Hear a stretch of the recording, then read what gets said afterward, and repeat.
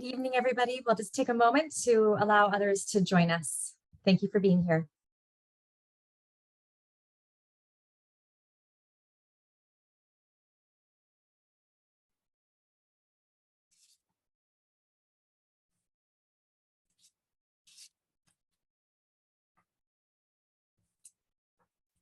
For those who are joining us, we'll just take one more minute to allow for others to come in before we begin. Thank you.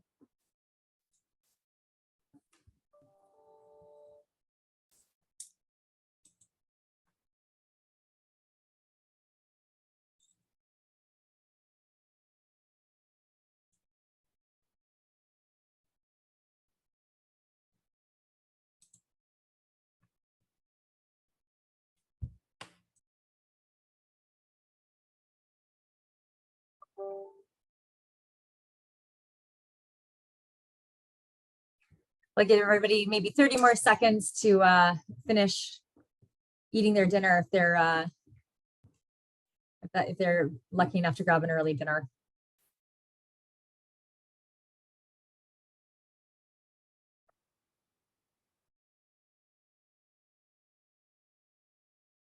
Okay, well, we'll just get started now, I think. And good evening, everyone, and thank you very much for joining us. Welcome to this online event hosted by Humber College as we celebrate National Engineering Month, when the Canadian engineering community comes together to celebrate engineering excellence. My name is Dr. Martine Spinks. I am Associate Dean for a Design and Built Environment cluster of programs at Humber College, and I'm honored to be your moderator this evening. National Engineering Month is particularly exciting for us at Humber College because, as maybe some of you know, we've launched new engineering degrees in mechatronics, information systems engineering, and the built environment in fall of 2021. These new 4-year honor degree programs complement our existing portfolio of technician, technology, degree, apprenticeship, and graduate certificate programs, to name a few. Before we begin, I would like to take a moment to acknowledge that Humber College is located within the traditional and treaty lands of the Mississaugas of the Credit. Known as Adobagok, the place of the alders, in Michi-Sagig language, the region is uniquely situated along Humber River watershed, which historically provided an integral connection for Anishinaabe, Haudenosaunee, and Wendat peoples between the Ontario Lakeshore and the Lake Simcoe Georgian Bay regions. Now home to people of numerous nations, Adobagok continues to provide a vital source of interconnection for all. Humber College and the Faculty of Applied Sciences and Technology, otherwise known as FAST, is a proud partner of this annual month-long tribute to engineering. Today is a special day when we celebrate women's achievements and increase visibility to forge a gender-equal world. All gender identities are welcome, and we look forward to engaging with you. On International Women's Day, we are celebrating women's achievements in engineering and technology and have assembled a diverse and extraordinary panel of fearless women and a supportive man who will share their authentic stories and how there is strength in our differences to bring innovation, productivity, leadership, and pride to a more elastic workforce. We invite you to stay connected and engage with us on your social channels using hashtag NEM2023 and hashtag HumberFAST. Tonight, our panel is comprised of Humber College FAST faculty and colleagues who will share their insights, experiences, and career journeys in the celebration of women in engineering and technology. We invite you to engage with our panelists. If you have a question for our panel or a specific speaker, please include your question along with the panelist's name in our chat. We will allocate roughly 15 minutes at the end of our discussion to answer your questions. Now, please join me in welcoming our panelists. Dr. Gina Antonacci is a Senior Vice President Academic at Humber College. She began her academic career as a faculty member in the Police Foundations program and went on to hold numerous positions within the academic division at Humber. In her current role, she provides academic leadership to the college and recently led the Humber community through the creation of a new exciting academic plan. Hello, Gina, welcome. Thank you, Martine. Happy to be here. Next, my colleague, Dr. Sean Ghaffari, is an Associate Dean in Advanced Manufacturing in FAST at Humber College. A professional engineer, Sean is an experienced leader in academia with a demonstrated history of excellence in teaching, applied research, capstone projects, curriculum development, and industry engagement. Sean also holds the lucky seat of being in the office next to mine. So we work very closely together as colleagues. And hello, Sean. Thank you for being here tonight. Thank you so much, Martine. Corey Munier is a chair of technology and skilled trades programs at Sault College and has worked at Sault College for 48 years in various leadership roles. She is responsible for the operations and delivery of post-secondary and apprenticeship programs in mechanical, electrical, civil, and construction, to name a few. And most recently, she has added the Bachelor of Engineering Mechatronics degree program to her portfolio that is co-delivered with Humber College, working closely with Dr. Sean Ghaffari. Corey is a well-respected colleague of FAST, and we're extremely happy she's joining us today from Sault Ste. Marie. Welcome, Corey. Oh, Corey, you're on mute. Sorry about that. Thank you so much. It's a pleasure to be here, and I'm honored to be here tonight and to be able to share some of my experiences with you all. So thank you. Thank you. Next, Firuze Khalili is Vice President, National Field Operations at Rogers Communications. She holds a master's degree in mechanical engineering, and her career spans over 25 years in telecommunications with various leadership positions, capitalizing on her specialized knowledge of technology, product management, and operations. Firuze is also a colleague of FAST and chairs the Humber Electronic Engineering Program Advisory Committee. Welcome, Firuze. Thank you, Martine. I'm really excited to be here.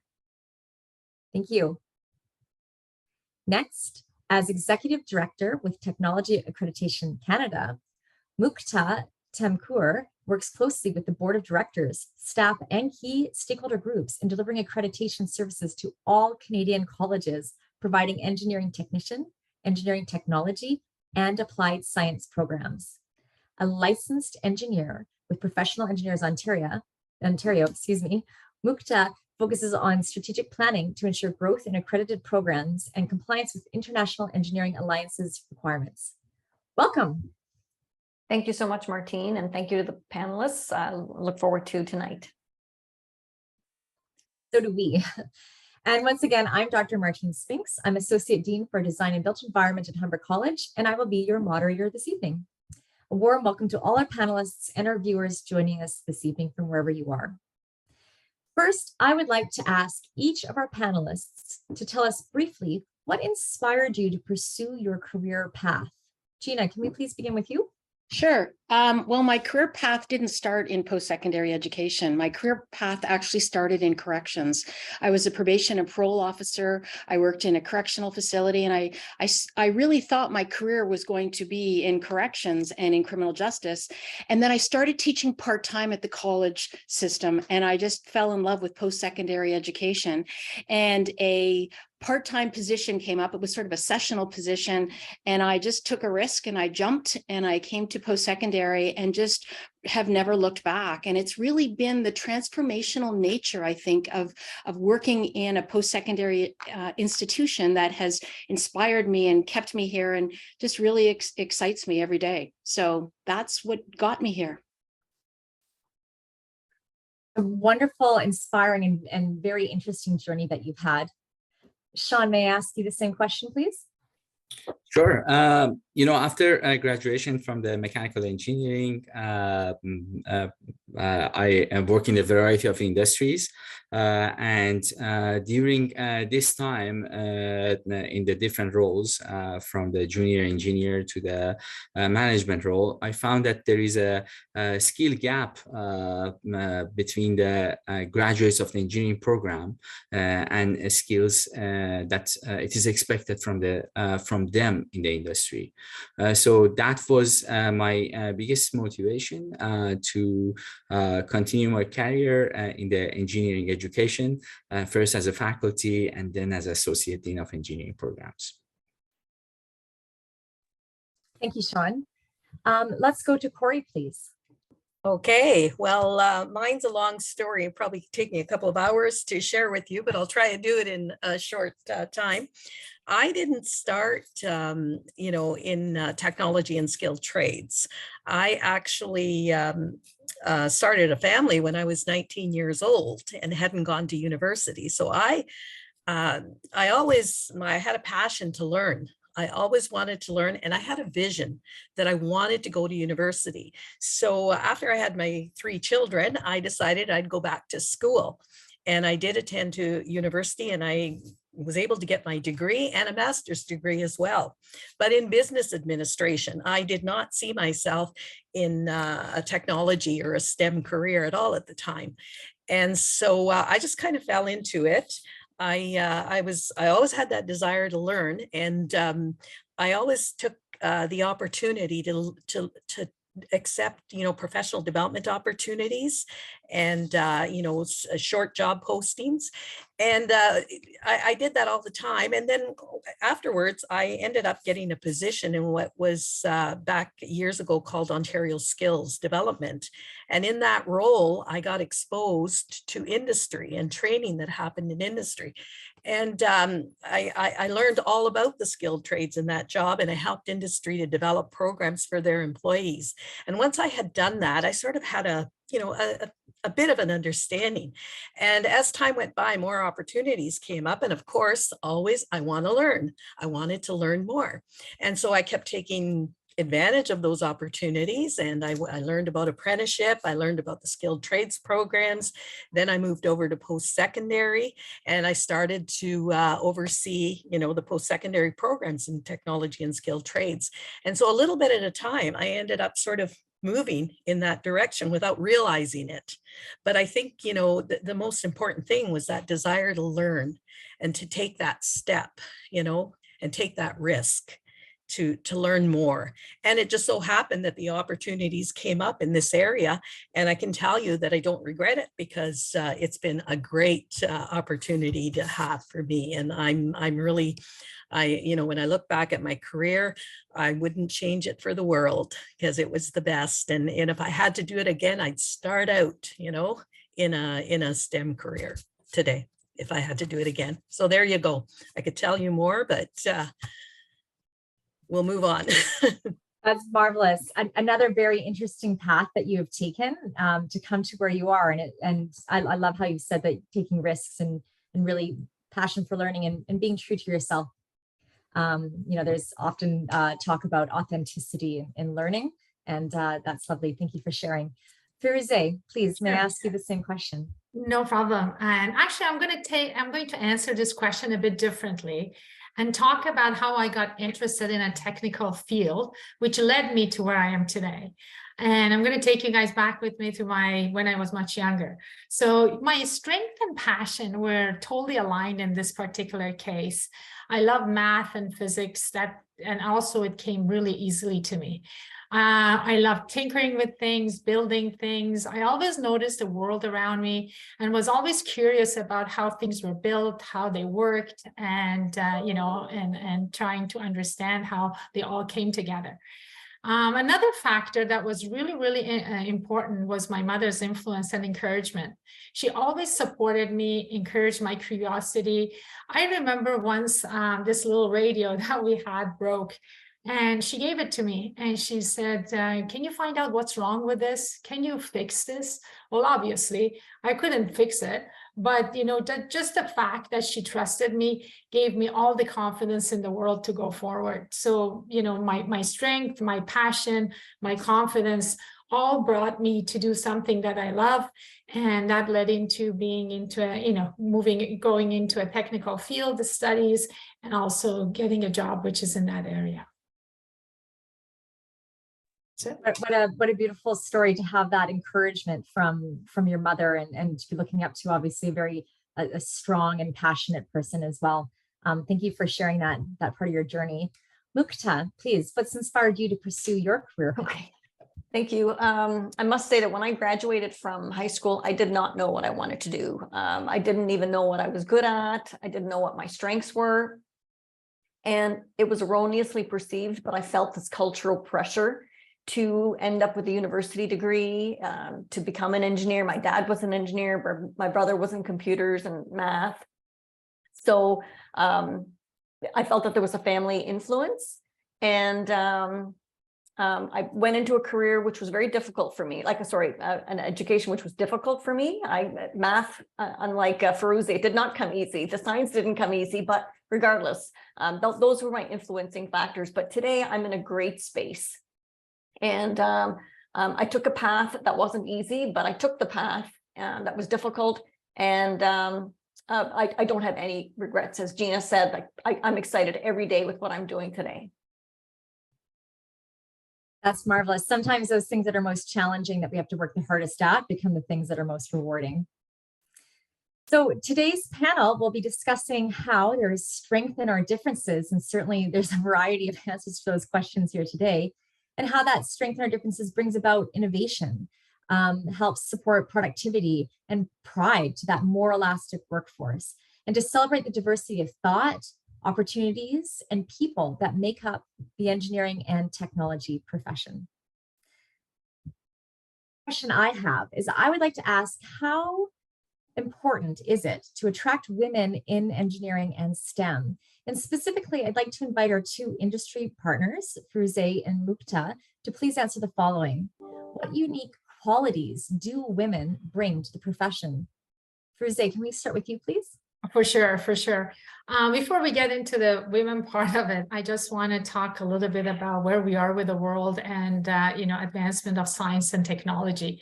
I really believe that we are at a deflection point with technologies like quantum computing, connected devices, AI, the growth of green technologies, curated interactions like ChatGPT, and creation of hyper digital societies, and also advancement of data science. There's absolutely no shortage of exciting careers in STEM fields.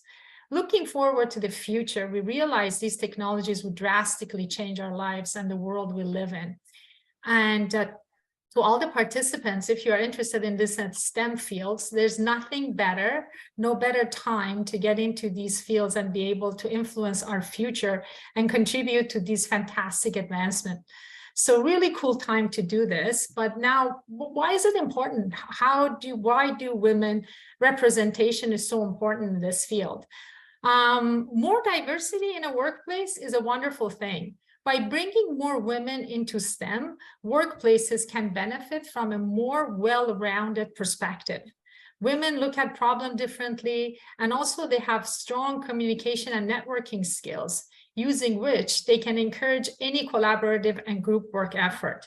Women also listen to team members, carefully share ideas, and with their intuition, emotional intelligence, women also decode verbal cues and body languages quicker, and this makes them very effective leaders. So in summary, I really believe women's collaborative style, communication skills, compassion, and intuitiveness can significantly contribute to the world of business and also inspire other employees to give their best all the time. Thank you for that. Thank you for your perspective. Mukta, may I invite you to please give your perspective? Sure. I feel it's extremely important for us to attract women and men in STEM and engineering. From a lot of feedback I hear from various industries, it's hard to find good people. So I think that that applies to bringing all genders forward into these career paths. And the stats for the amount of women in engineering hasn't improved in decades. So I think that this is something we need to continue focusing on. I feel that employers can do a better job in terms of selling the unique qualities of various roles that are available within these professions. And if you're in good STEM, as to what Firuze was just saying, the opportunities are limitless. And it's not just about designing. There's so many areas within this market where you still need to have a strong understanding of the engineering fundamentals to be able to market the product, doing material takeoffs and cost estimating or standards, business development, selling to government, and so on. So it's not so much about the unique, it's not just about the unique qualities of women or men. I think it's about a huge opportunity that's available for anyone who is good in and has a passion for STEM. Thank you, Firuze and Mukta. Educators play an important role in helping women consider a career in STEM. I would like to ask Gina, Sean, and Corey, how do we engage women to pursue a career in STEM and continue their studies and stay in STEM? Gina, please maybe begin with you. Sure, I'd be happy to. And I think what I'll do is just share the approach that we've been using at Humber. And that approach has been to start with girls. And so we have a couple of programs that we've been involved with here. One is here at Humber in our Barrett Center for Technology Innovation, where we bring in young students, grades 6 to 12. And in 2022 alone, we brought in 8,000 students. And the idea is to expose them to the Barrett Center, to expose them to the STEM field. And 40% of the students that do come in are female. And it really is about saying, you belong here. This is a place for you. And so that's what's happening here at Humber. But we also have been involved in a number of really interesting global projects. For the last many years, our International Development Institute has been involved in capacity building projects globally. And one example I'll share with you has been in Kenya, where we've been working with vocational institutes there for several years. And of course, the students that we've been working with at the vocational institutions are the same age as our students, right? Primarily 18 to 24 in that area. And we noticed that there were far fewer female students than male students in the STEM programs, and realized that we needed to get them earlier, and we needed to ensure that there was a way to connect with girls and young women. And so we have just launched a new program, and it is a program that is happening in Kenya and Ethiopia. It's aimed at adolescents and young women 13 to 18. And again, it introduces them to the whole world of STEM, and does it at an early time before they are making critical decisions about their life and where they're headed. This project is sponsored by Global Affairs Canada and also by the Barrett Family Foundation, who's very committed to this area, to technology, of course. And we expect to be able to touch the lives of between 2,000 and 2,400 individuals over the next 4 years. So really, our approach at Humber has been get them as early as you can and expose them to who we are, what we do, so that they know that this is a place where they can be and where they belong. Thank you. And I have 2 daughters, and I bring them every opportunity that I can in an open house or whatever to the same thing, because I've heard you talk about that before, and I'm very proud of that. So thank you for sharing. Corey, please, let's hear your perspective. From my perspective, I think that there's a couple of things that are really key. One of them is awareness, which I think Gina really pointed out. The second thing is support and encouragement once they've started to pursue a career, and also, being able to financially pursue that career. Those are 3 things that I thought about that are key. And in terms of awareness, I think we have to start a lot earlier. We have to start at a very young age to start giving them some experience and helping them to see themselves, to have a vision that they can pursue a career. They can be in a certain trade or a career. If they can see themselves, then they'll, they're more likely to pursue that career. We also need to educate the parents as well to be supportive of it, and to be open to their children pursuing. And I think, Martine, you said, I try to encourage my daughters to participate in all sorts of activities. And here at Sioux College, we certainly try to do that. We bring young students in from elementary school to have interactive activities in our shops and our labs. And that gives them an opportunity to really get a feel for what it's like to be in a skilled trade or to pursue a technical career, because most of the times they don't see themselves that way. And then again, once they're here, I think our faculty and all the staff here at the college, we really focus on trying to make them feel safe, to make them feel like they're part of the group, not to make them feel like, sometimes there could only be 1 or 2 young women in the class, and that can be very scary. So providing that support, providing the mentorship for them to be able to feel comfortable, it's okay for me to be in this class, and to share their experiences. So and the other one is financial assistance, because for example, there's many young women who, some of them have children, they have families, they can't afford to pursue a career, and so having that financial assistance available to them is helpful for them to be able to pursue that career. So those were the three things that I felt are really key. But the most important one is to be able to visualize yourself, because I heard some of the other panelists say, when I finished high school, I didn't know what I wanted to be. I wasn't really sure. And so trying to paint that picture, even in some of our promotional material, to make sure that, we do have women in those pictures, that it's not just male, it's not a male dominated career. And the other thing is just making them feel comfortable. I can tell you that myself, I spend a lot of time out in the labs talking to the young women that are in our programs. And I can tell you from when I started here at Sault College many years ago, it was very rare that you saw a woman in one of the technical programs. And I can tell you today that when I walk into the classrooms and the labs, I can tell you that the numbers have grown, and it's not it's not uncommon to see 5, 6, 7, or 8 in a class, and being very supportive of one another.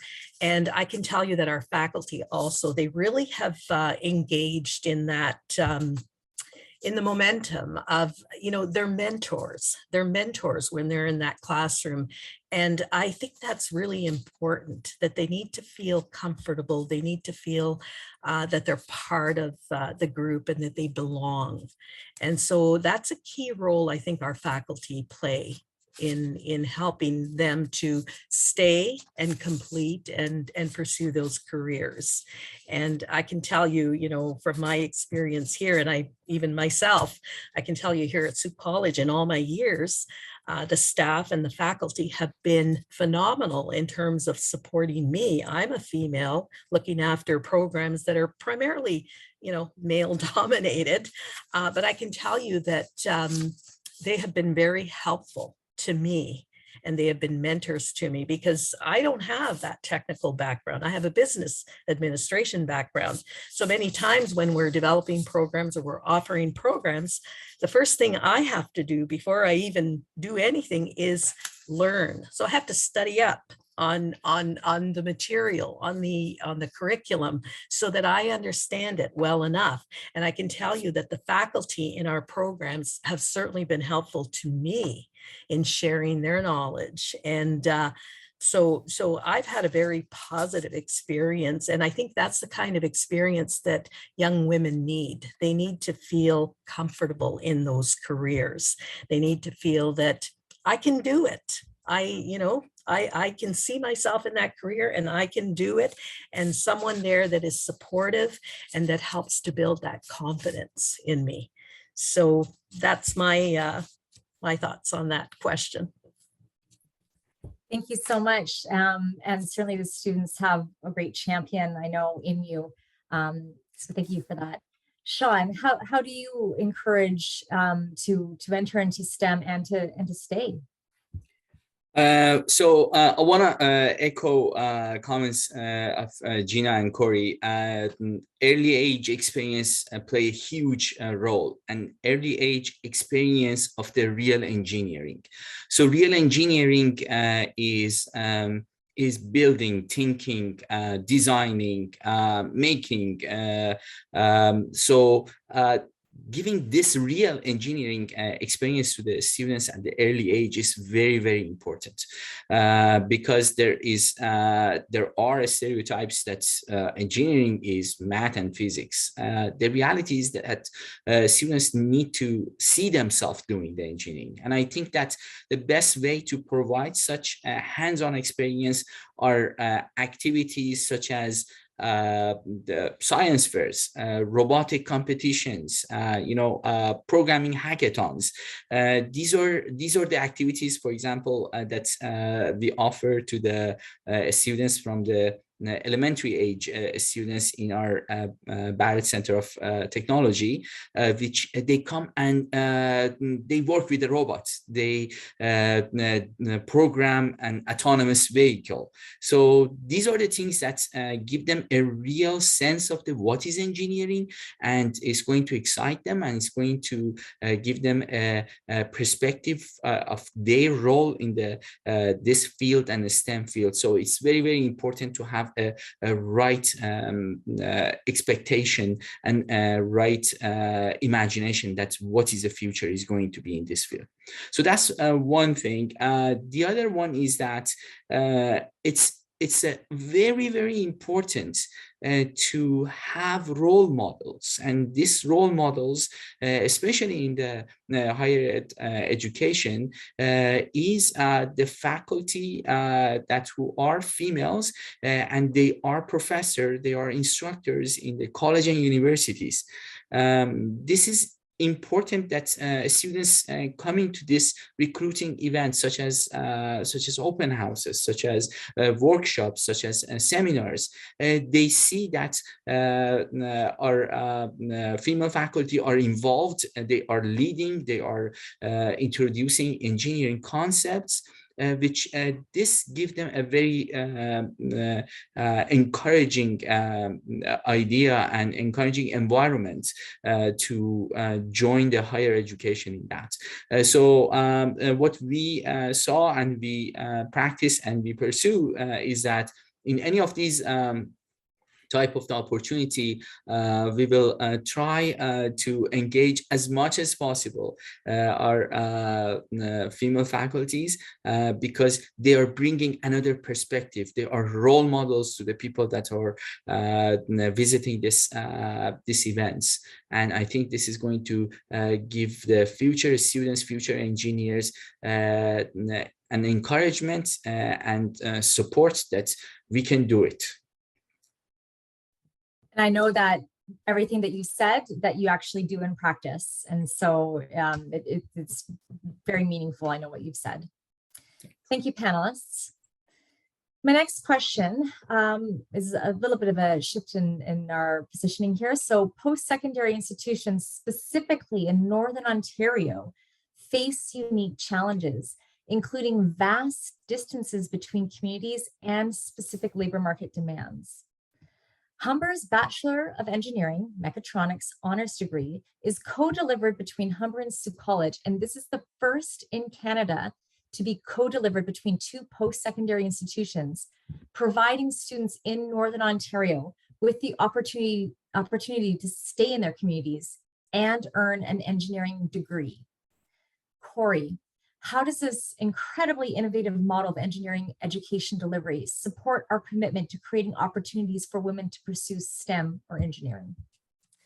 Well, I can tell you that the having the program available locally here is a phenomenal opportunity for young women, because they don't have to travel, they don't have to leave their families, and the cost is much lower for them because they don't have all the travel and accommodation, and the opportunity is here. Sometimes as a woman, you might have you have children, you have families, you're taking care of your parents, there's all sorts of things that happen in life. And sometimes it is difficult for you to be able to travel. For example, and I'll use myself as an example, because I went through that experience. I was working, I had my children when I was very young, and I returned to school. Well, I was still working a full-time job while I returned to school.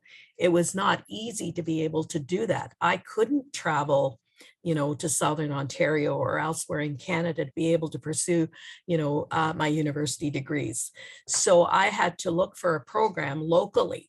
So by having this, the mechatronics engineering program here available, it gives our young women here in our community and even in Northern Ontario to be able to pursue that degree here without having to travel, without having to incur the costs, and have access. And I think that's the word, access to that education without having to travel outside of the community and at a lower cost, and making it possible, because otherwise they may choose not to go to school if it wasn't available here locally. So I think that's one of the things that the program has helped to address. And I would say that is probably true not just for women, but also for men, the fact that we have the program here. Also, the other thing is, women might not choose to even pursue, a university degree if the opportunity wasn't here. They might just say, well, I'll just, take a short certificate program, or I'll just take a diploma program. Not that that's bad, but that's all that's available here. So it could, it's a bit of a barrier. So having it here has been great. And the collaboration with Humber College has been phenomenal. When I said that I have lots of mentors, I can tell you that Sean and I talk on a regular basis about the program, and we resolve all the issues, and we work to make it the best program possible. And and again, I learn from Sean, and I'm sure Sean learns from me, and we both contribute to it and make it possible. But what's really nice is when I walk down to our labs and our classrooms, and I see the students in the mechatronics engineering program taking their classes, through Humber, and being able to access that education. Like it's just unbelievable that they can do that. And I can tell you that I know in our first year class, 50% of the class, we have a small class, but 50% of them are females. And that is phenomenal. We pride ourselves in that. And it's just wonderful to watch them grow. We're into the second year of the program, and you can just see how they're developing and how they're evolving and how they're growing through participation in this program. And so I just think it's a great opportunity for our young women here. So Sean, I'm sure you have lots to add to that. Yeah, Sean, do you want to add anything? Yes. As Corey mentioned, it's a reality that's more difficult for the girls to leave their communities for the higher education, and it's very, very sad and unfortunate. Also, technology training means having access to the technology, having access to the edge of the programming, robotics, automation, and this is not available in very small communities. I think the collaboration with the SU is very, very grateful for us, because SU is very well equipped with the technology. But this is not happening in the smaller communities. So these are two major roadblocks, I think, for the students out of the large cities, and especially for the female students to continuing their education in this field. This new mechatronics engineering is well designed to offer the newest technology training to the both students in the Humber at GTA, and also in the SU College. The collaborative delivery method is pretty innovative, and thank you to my colleagues at SU. They made it happen, and also our strong faculty at the Humber College supported that, which provide an engineering program in Swiss and Murray when we are broadcasting a lot of opportunities and courses resources and knowledge from GTA. But I can tell that this is not going to be happening without the full support that we receive from our management, especially Gina herself. She put a lot of effort and support in this program. So on behalf of the whole program, I want to thank this opportunity and hope that this is going to be a way to reduce these barriers for the students and to educate in the field of engineering. Thank you. The path to engineering is different for everyone. For some, they've received the support of family and educators, and for others, they may not feel like they were supported to pursue their dream career or have access to resources and information. Everyone has a different experience. We as a society, and specifically our education system, play such an important role to inspire and support the next generation. And it's important that we discuss the variety of barriers that women in particular face. Firuze, please, can you share some barriers you may have faced and how you have overcome these? Sure. Actually, you know what? I'm going to answer this question a little bit more in the general terms and talk about the few barriers that I see every day around me and what women are experiencing, right? The first one is really limited access to established networks, role models, and mentors, right? Historically, men's, because of their dominance in the workplace, have had much more developed networks than female leaders. So, and these networks play a huge role in mentoring and sponsoring employees. So since women leaders are in the game of catch up right now, rising professional women have fewer opportunity to get the same level of support from mentors and sponsors as their male counterparts do. Also, sometimes there are barriers that we impose on ourselves. Unfortunately, a lifetime of socialization that has taught us to seek perfection, and we see this all the time with women, and also act cautiously. This can make professional women more averse to risk and therefore less pursuant of advancement. So how do we overcome these barriers in a workplace? What do we need to do? So what we've established where I work at Rogers is mentorship and sponsorship programs for women. It is vital to professional women wanting to move ahead in their careers. Mentors share tricks they've learned along the way and, model successful approaches.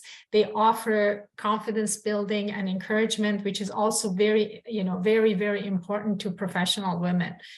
Another area that we need to work on is effective communication about our career advancement goals. Professional women must learn, and this is an area that I've seen it all the time, is, we need to learn to skillfully and consistently communicate our career advancement goals and desires to our supervisors, right? During discussions with your boss, with our bosses, we need to review our accomplishments, describe our vision, and ask for guidance and next steps to achieve our goals. So really summarizing everything is that, we face obstacles in our journey for sure. We need to help with leadership programs, cultivating relationships with mentors and sponsors, and also really learn to effectively advocate for ourselves and what we need and what our goals are. And those all going to help us professionally to, to create to get to where we want to get to. Thank you very much. And Corey, can you share some barriers that you may have faced and how you overcame these? Well, I can start with, being able to access the education. Again, I'll go back to, I had young children, and going back to school was not an easy thing. I can tell you that I spent many nights I was up till 1 or 2 in the morning writing papers and getting up early in the morning and studying for exams. It was not easy to be able to do that. And you know, at the time, because I mean, that was many years ago now, at the time, I don't think there was as much support as there is. I have seen that the support and encouragement for women has certainly grown and is continuing to grow. I don't think there were as many role models back then. And I can tell you that even in some of my own experiences, I had people say, why are you even going back to school? Like, why are you even doing that? What's it going to do for you? And I can remember my answer. My answer was, well, I really like to learn. I really want to learn more. And I want to do this. It's going to take me somewhere. I didn't know exactly where it was going to take me, but I knew it was going to help me. And so, you know, the other side of it was financial, because with a family and children, it wasn't easy at the time to be able to afford to go to school. And there were many times when, you know, I can remember having to even take a part-time job outside of my full-time job to be able to pay for my tuition so I could attend classes. So that isn't easy. And so young women are faced with those realities. Those are some of the barriers. You know, can I afford to go to school? Can I afford to leave my children or my family to be able to go to school? Can I give up the time? Can I invest the time? Because it's not easy. It's a lot of hard work to be able to do it. And especially if you wait and you're doing it after you know, have children. I would encourage young women to start and do it before, if you can. I did it the hard way. I did it. But looking back, it was so rewarding, because at the end of the day, I achieved it. I achieved my goal. I had the vision and I achieved the goal. The other thing that I think is, you know, really important is having those mentors. And I think Gina mentioned it earlier, you know, about having mentorship. It's really important. I can tell you that here at Sioux College, I was supported. I can talk, you know, I don't know, many of you may know our VPA, Colin Kirkwood. I worked with him before he was a VPA. He was the dean, and I worked very closely with him with post-secondary programs and all the technical trades programs. And he was very supportive, and I learned so much from him. And I can tell you, and he wasn't the only one. There were many others over the years, but I certainly felt supported by my employer. And that's so important, you know, to celebrate and to make you feel good, you know, that you're doing something. Because at the time, it wasn't such a popular thing, you know, for women. And the other part of it is all the faculty. You know, I was working at the college. I mean, I can tell you most of them were males, but they were mentors. They were mentors. And I also think that, you know, we as women have a responsibility also to be able to understand and to work with, you know, the men in those areas, because there is a way to work, you know, there is a way to be able to work with them to be able to achieve success for yourself. And I found them to be so helpful. If I didn't understand a certain subject or topic, I could go to them and I could say, hey, you know, tell me about engines in motive power. How do they work? You know, what are they about? And they love to share their knowledge and experience. And so I can see Sean's laughing because I'm always coming in next door and exactly. But that's similar how I questions learned. from that. But that's Yeah. how I learned. That's how you Yeah. learn. And sometimes, you know, for Yeah. me, I had to, because I didn't have the technical background, I had to work very closely with those individuals to be able to do my job Yeah. and to understand. And so that's really important. And, you know, Thank there you. are barriers, and financially, you know, like being able to have the money to be able to pursue that kind of a career and to have that commitment and that drive, because you really need it. And You know, certainly, I it's think not that easy. your students are very lucky to be able to, you're translating your own experiences and you're putting supports in place for similar. And thank you very much for that, for sharing your story. Thank you. Mukta, how about you?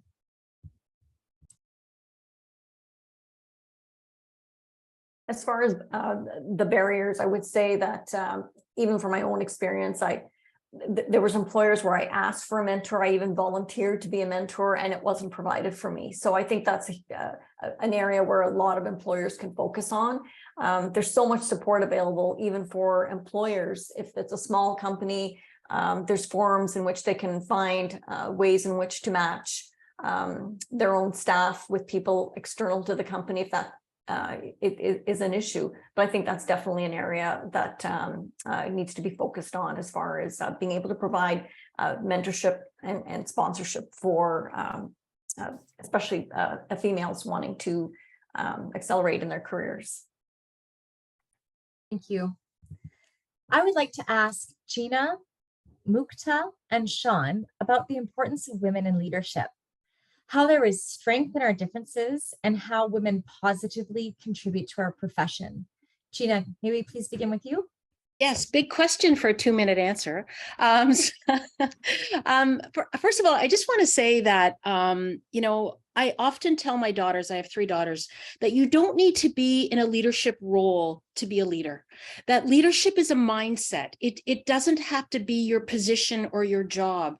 And when I think back on my career, so many of my mentors, the people that I think about, the people that I remember when I need courage or when I need to do something difficult, are often people who were not formal leaders or formal mentors, but people who I had the pleasure of just seeing in action. You lead by example, you lead by caring and supporting other people, you lead with thoughts and ideas. And so I just think that that's a really something that's really important for us to share with young women. Having said that, having women in leadership roles is, of course, critical. That doesn't take away from the fact that it is important to have women in leadership roles. And we know that historically, we have seen a number of, positive consequences or ramifications from that, one of which is we've seen policy changes, policies that are positive for and beneficial for all people. I also think that it's important to recognize that we need to have women in leadership roles that come from diverse backgrounds. We need to have diversity, all types of diversity there. And that is what the importance of having diversity is around the way in which decisions are made, the way in which we look at a situation. I mean, I always have this rule that I never want to hire someone just like me. In the way I think, my experiences, I want people that can bring something different to the conversation and can help me make decisions in different ways. Women in leadership roles, they have helped to close the gender gap.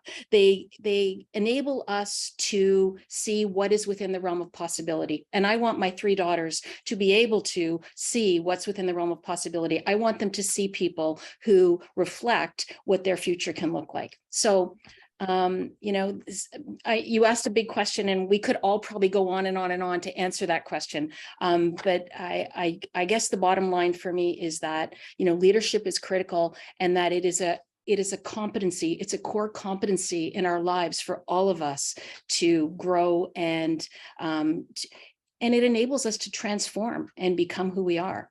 So being in a leadership position is a privilege, but we can practice being in leadership positions, even if we're not formally. Thank you. And I will probably say that to my daughters too. So thank you very much for that. Mukta, please, I invite your answer. Yes, thank you. I echo so many of the points which Gina made. I feel it's extremely important to have women in leadership, and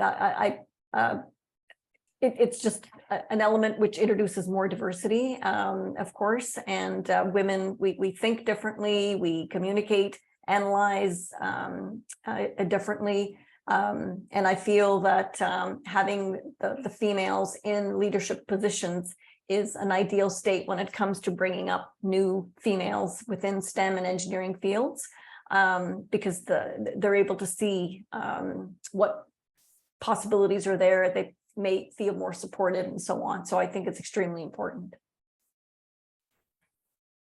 Thank you very much.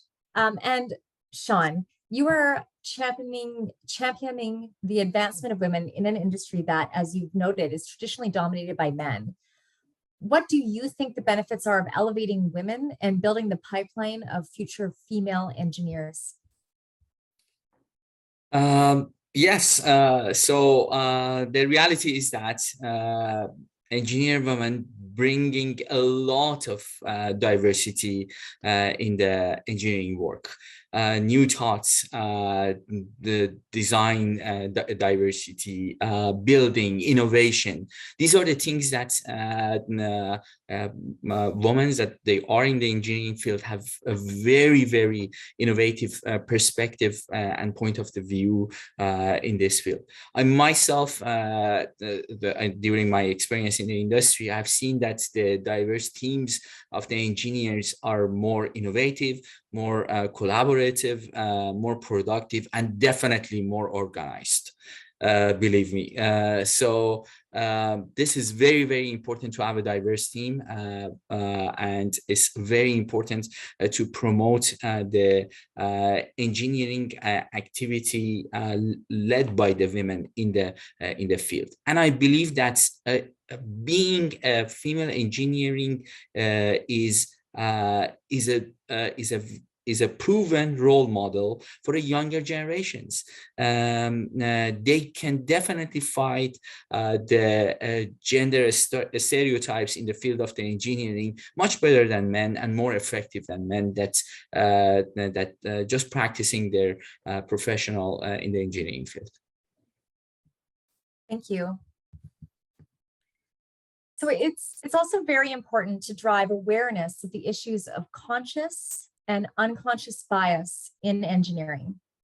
And I would like to please direct this question to our industry partners, Mukta and Firuze, about experiencing bias situations. Mukta, may we start with you, please? Sure. Early in my career, I remember calling one prospective employer, which was a very small engine parts refurbishing company, about a job they had posted. And I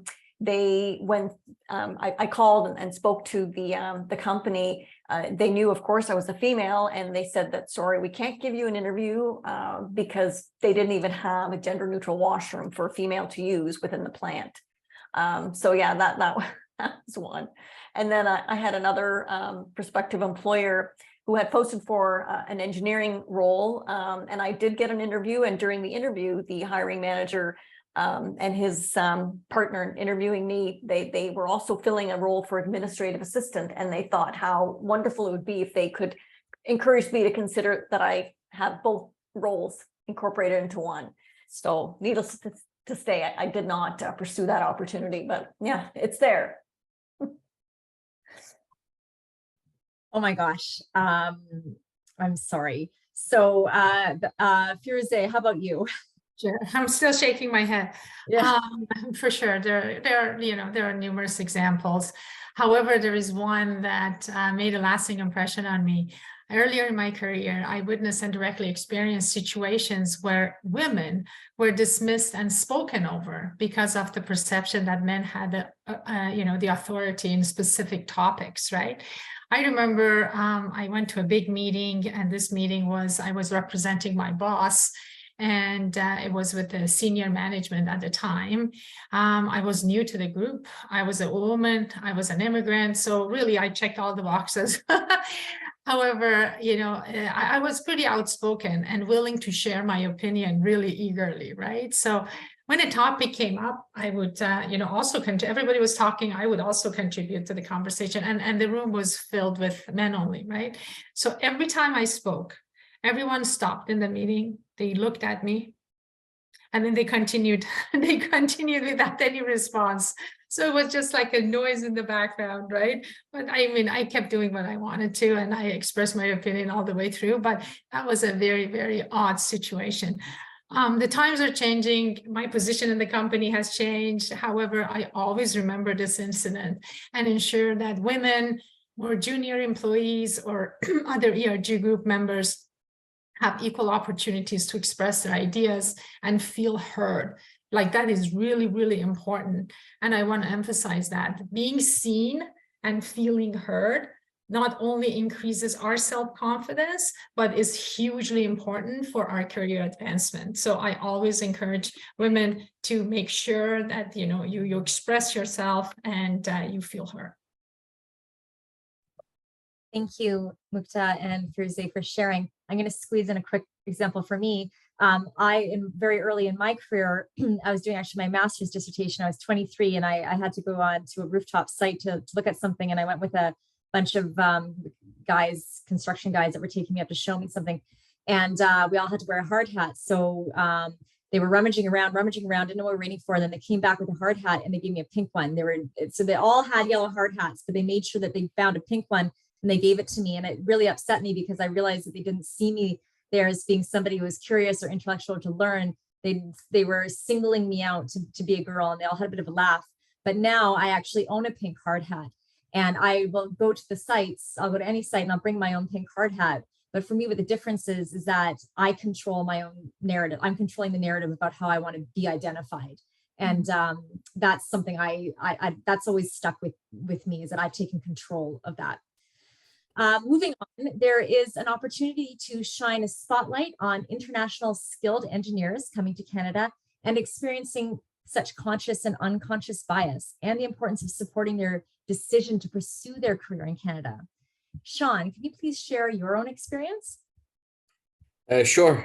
First of all, it was very difficult for me to hear your experiences, and I don't know. Should I say I'm so sorry to hear that you experienced such as these situations. But anyway, changing a gear a little bit toward my own experience. I am pretty sure that several of us have heard and shared this experience that hearing or facing the term of the lack of Canadian experience, which is still, I think, a roadblock in the employment of the new immigrants, especially young female engineers. And this is a reality. But happily, I will say that recently the professional engineering, they have removed this term from having the Canadian experience, especially because of the field of the engineering.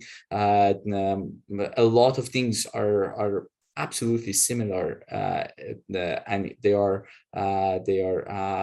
not limited to the borders of the country. So this is a clear example of unconscious bias, which limits the opportunity for the newcomers, especially the foreign educated woman in the engineering, which avoids contributing of a huge number of the professional educated engineers to go in the industry and contribute to the economy. Thank you very much. I feel that the global pandemic over the past few years has brought all these experiences to the surface, as well as showcase the strengths and core values that women and diverse cultures bring to helping society, and the importance of creating an inclusive workplace culture. Let's first start with Gina and then go to Mukta and Firuze to discuss what strategies employers can put in place to help put young female students in engineering and STEM on a level playing field. Gina? Sure, thank you. I think that the only way to level the playing field is to be deliberate and to be bold, and for employers to take actions that they maybe would not have before. And, one of the examples that we have used at Humber is to engage in hiring that restricts the pool to the group that you want to hire. And so I would suggest that employers could restrict the hiring pool to females or people who identify as female as one way to level the playing field. But it's not enough to just bring them in the door.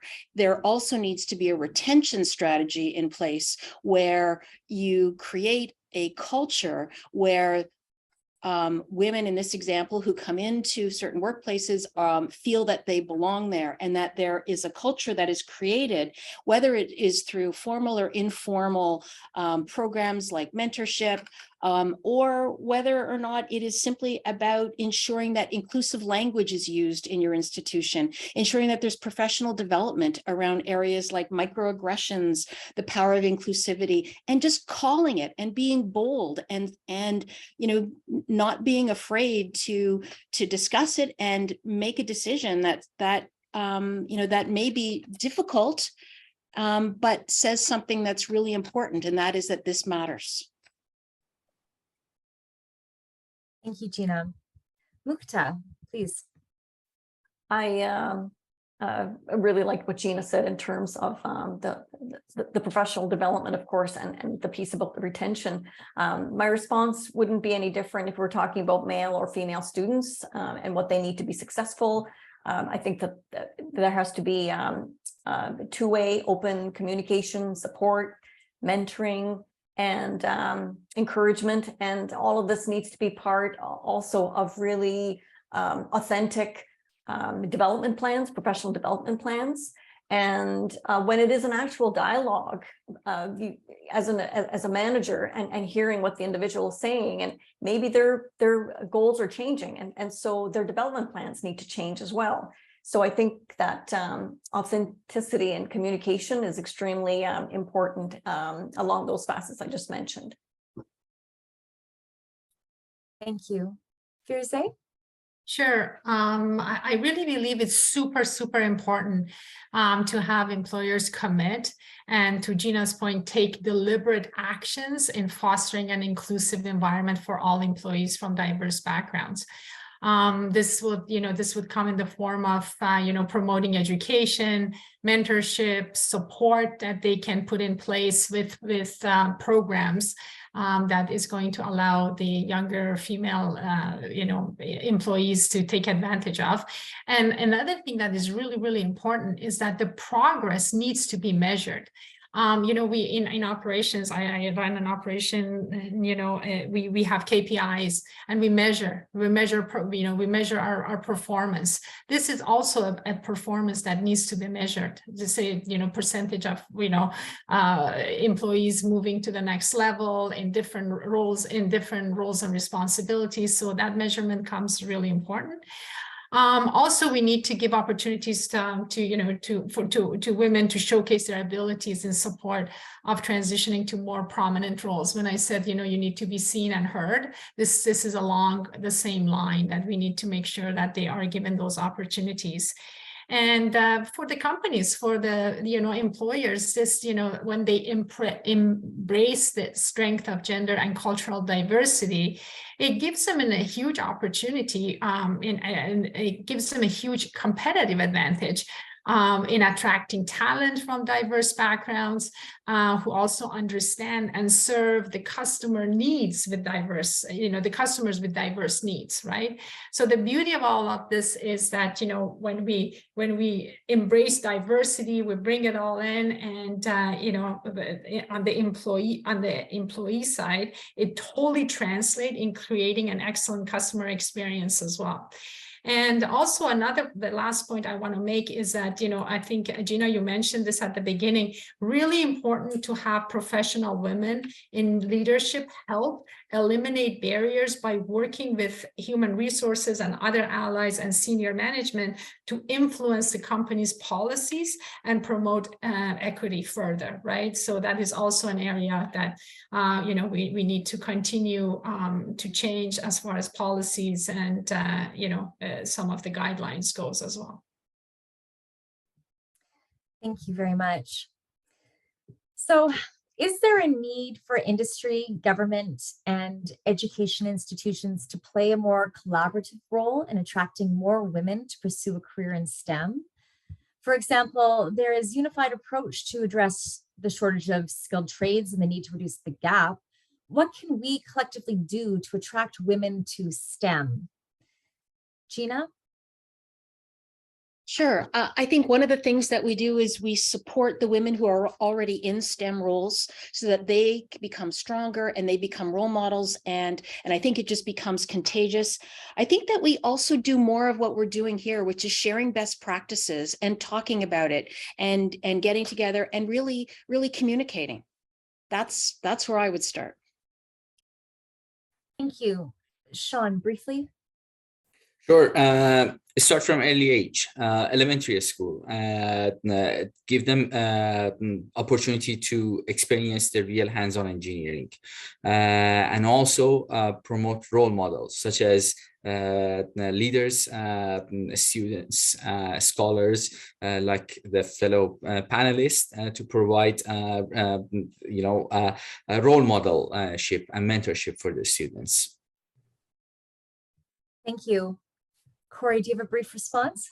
Yeah, I'm basically probably repeating what Gina and Sean just said, but I mean, encouragement, building confidence, being good role models, bringing them together to celebrate, accomplishments, and just encouraging and talking to them and supporting them. Like, simple little things that you can do is, even in my own day-to-day job, like just stop and talk to one of the female students and how are you doing today? And what did you do? And how are you finding things? How are things going? Is very helpful to them. And, going out there and speaking to some of the younger students in elementary school, in high school, about careers in the trade and sharing our experiences and building those strong role models so that they can have a vision for themselves in the future. Thank you. Firuze? Yeah, I believe Corey, Gina, and Sean totally covered this part beautifully. There is one other point that I want to add, and I think there was a comment in the chat about it as well.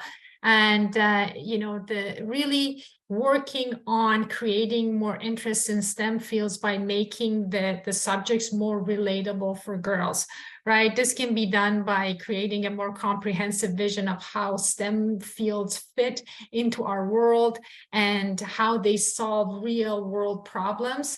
And the opportunity of cross, curriculum learning as students consider the connection between science and technology and other subject areas. I think girls are very much, instead of being extremely, instead of having a specific thing and go deep in that, they are more holistic thinkers. And also the comment in the chat was around, social, how this is changing us socially as well. So I think to make those more relatable and say, okay, these are the areas that are, sort of changing and solving big world problems, it would make it more attractive to girls as well. Thank you. Mukta? I just wanted to say, going back to what I started off with, I struggled a lot when I was going through the program in mechanical engineering. And in fact, when I was in my third year, I wanted to drop out because I was not enjoying what was going to be before me in terms of design, because I was seeing things through tunnel vision. And fortunately, my father pushed me to finish. And I'm grateful that he did, because at the time I didn't realize the breadth of opportunities for someone with an engineering degree. And I love what Firuze said in terms of making things relatable for anybody, because there's such a huge opportunity when it comes to having the degree and then being able to look at things that are not so black and white. And I mentioned this earlier, you need that engineering fundamentals, solid understanding of that, and being able to sell that to stakeholders, to being able to sell that to your customers and so on. So I think what a few of the colleges like Humber is doing in terms of engaging with young women at a very early point in their life, I think it's tremendous. And making things relatable is a great way to collectively attract women to STEM. Thank you, Mukta. And our final question tonight for all of our panelists: what advice would you give to high school students who are interested in pursuing a career in engineering and technology? Gina? Thank you. Knowing though that I did not do that, so I'm in a different position than everyone else on the panel. But what I do say to our high school students when they come to our open house and when they are interested in technology, I always tell them that they are entering the field of the future, and that technology is about transformation and how exciting it would be to be in that field. And I'm in awe when I go into the Barrett Center, when I talk to the people in our technology programs, I just look at them and I think, wow, how cool it would be to be involved in that area, because it's all about making things better for the future. And so I would just continue to share that same message. Thank you very much. Sean? So my advice for the high school students is that before making any decision, imagine yourself in that career. And engineering career is extremely rewarding. Also make sure that you are going to visit Humber in our open house in April. Good plug. Corey? I'm there. I just had to turn on my mic. I would tell them to try it, take a course, jump in and experience it. And I would, again, as Gina said, I didn't do it either because I'm not in I didn't take an engineering program at the time, but I would tell them to just jump in and experience it. Take a course. We have opportunities through the school college work initiative for them to take courses at the college. They can come in and they can feel what it's like to actually work in that environment. And that will help them to overcome some of the fears that they might have about pursuing that type of a career. And again, it's exciting. And I have myself, my own experience. If I had to do it again, that's exactly what I do. I would pursue a career in technology because it is exciting and there's so much to learn. Even at my age, I am still learning every day because things are changing. Technology is changing all the time. So what a great opportunity for young women and high school students. There you go. Thank you. Firuzeh? Sure. My advice to a high school student would be, if you are interested in sciences, mathematics, technology, or engineering, don't be put off by the low number of women in certain areas. Pursue your interest, and what's is so very important, regardless of your gender, is to do something you love.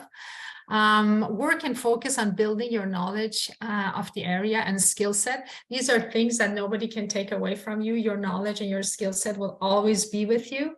And create a brand for yourself in school or in the industry or workplace that you want to join eventually. And always have your voice, always have your voice and effectively advocate for yourself.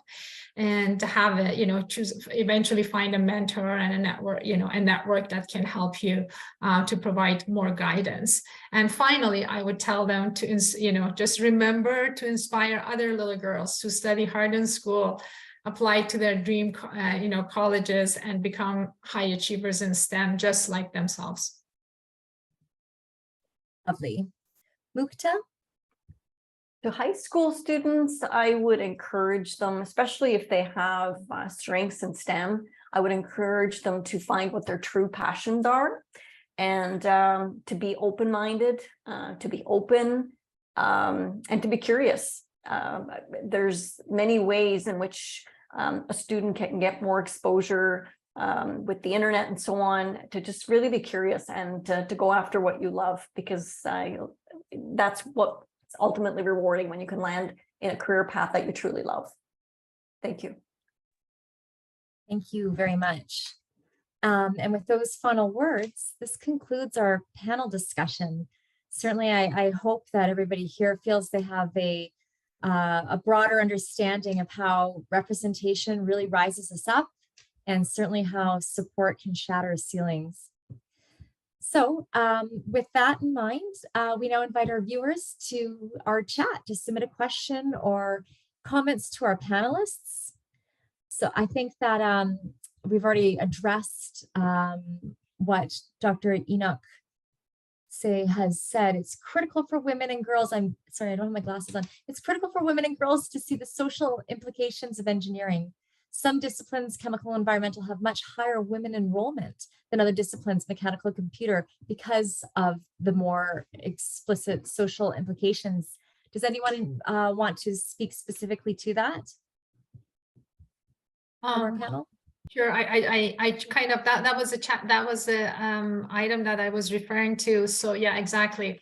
I agree 100%. And when I mentioned that, we want to make it more relatable for girls, that's exactly it. The social implication of it, how it's changing our world, all of that together, rather than very abstract topics, I think makes a huge difference.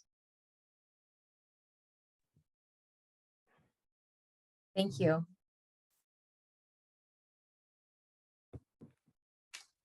Is there anybody else that can input into our chat with any questions or comments for our panelists this evening? This is a really great opportunity for me to get to know some of the people on this panel more. Sorry, Enoch, am I pronouncing your name correctly? Yes, you did. Thank you so much. Thank you. So I just wanted to ask, actually not really asking a question, but you mentioned a question about conscious and unconscious bias. And I'm not sure if I might have missed it, but I don't think that it was really addressed. I think that the discussion was basically about how that women needed to speak up more, to be braver to speak up. And you mentioned about the pink hard hat, which I think that it comes down to taking ownership, right? I think it's great that women are taking control when it comes to what they believe in, what it means to them, but it doesn't address systemic misogyny in engineering.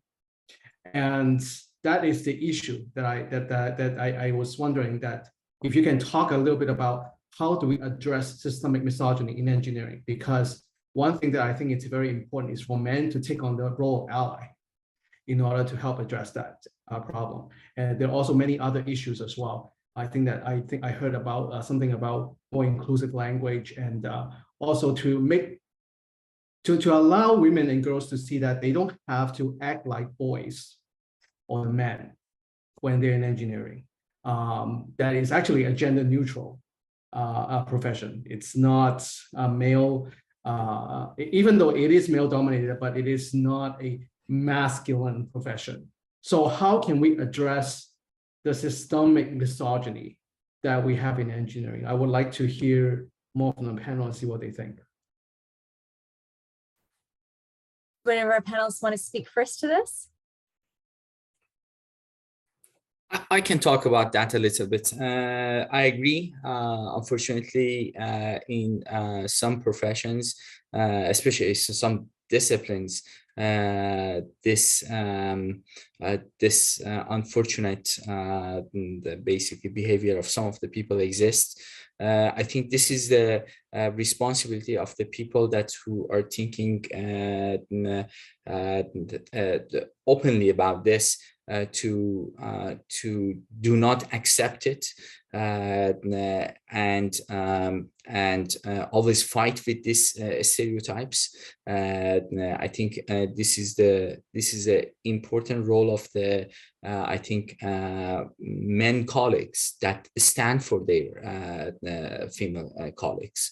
If something like that is going to happen, it is not accepted, and this should be communicated clearly, and I'm pretty sure that the support of the leadership is very, very important in this matter as well.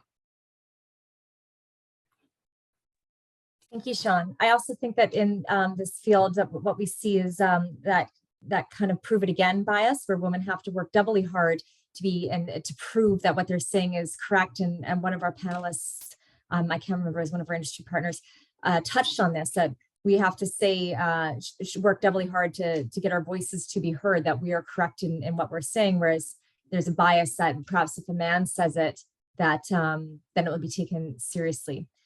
So that's certainly something that I think that building the confidence up in school, I think for students to be confident in their answers, because that bias wears on people over time, certainly.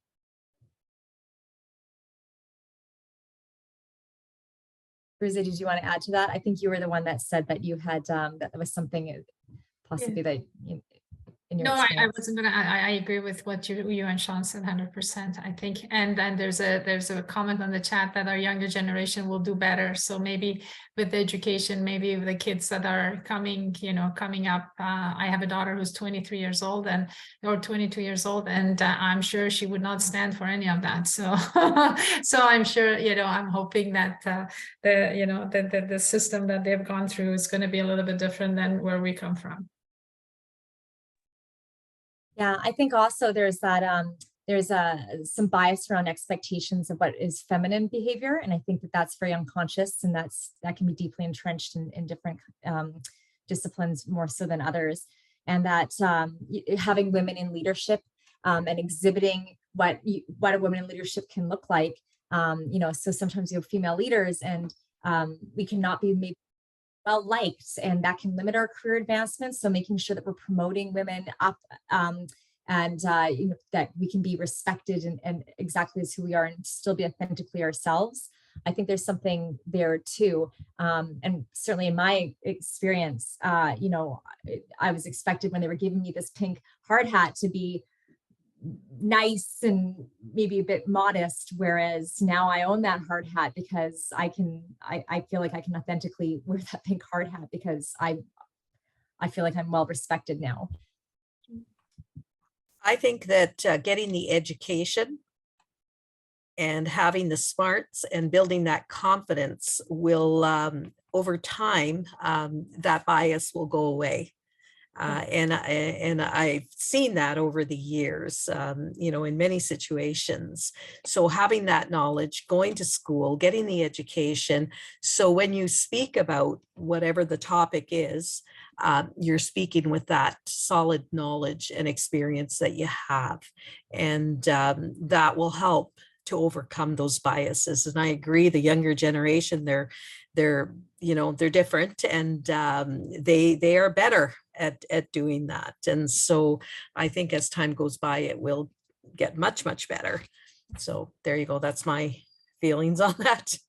That's right. And Corey, I agree with you 100% around there's certain things that nobody can take away from us, right? Again, our knowledge, our skill set. And over time, that proves, that overcomes all the other biases that there is. So my advice is always just build your skill set, your knowledge, your brand, and that eventually prevails. And be true to yourself and be who you are. Not try to be someone else, or try to, do things to maybe, impress or, change that. Just be confident, know your material, know your stuff, and you don't have to worry because you'll have that confidence. I've seen that happen over the years, even in my own experience. And I have my knowledge was minimal in some of those areas. And, but, once I understand it and I know it, then I have that confidence. And so that's what you need. And that education will help that. So there you go. Thank you very much.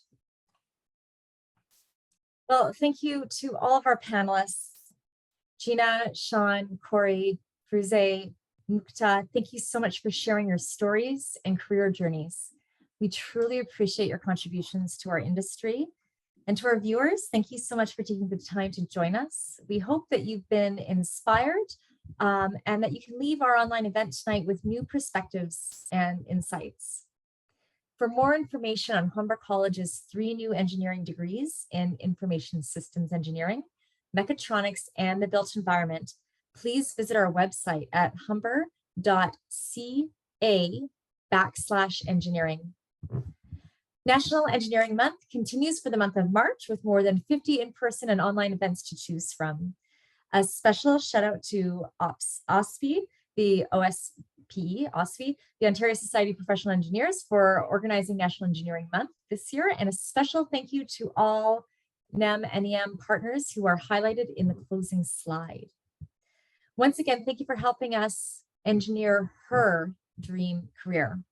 Good night, everybody. Good night and thank you. Good night. Bye-bye. Good night, everyone. Bye.